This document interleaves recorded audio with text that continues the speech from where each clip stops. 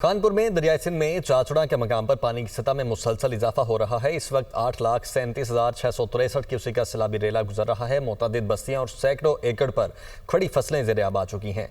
मजीद बता रहे हैं हमारे रिपोर्टर नई मुगल, जो इस वक्त दरियाई सिंध चाचड़ा के मकाम पर ही मौजूद हैं।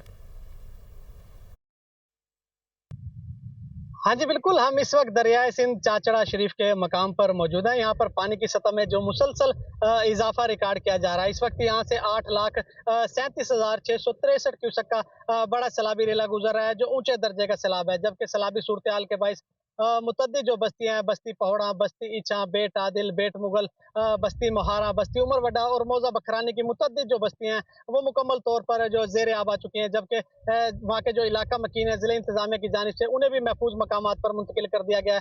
सैकड़ों एकड़ पर जो खड़ी फसलें हैं, कमाद की फसल, चावल की फसल, वो भी मुकम्मल तौर पर ज़ेर आब आ चुकी है। ज़िला इंतज़ामिया की जानिब से किसी भी सूरत-ए-हाल से निपटने के लिए जो तमाम तर जो इंतज़ामात हैं, वो मुकम्मल कर लिए गए हैं। पंजाब में तबाही फैलाने के बाद अब सैलाबी रेले का जो रुख है, वो गुड्डू बैराज की तरफ रवां-दवां है। जी।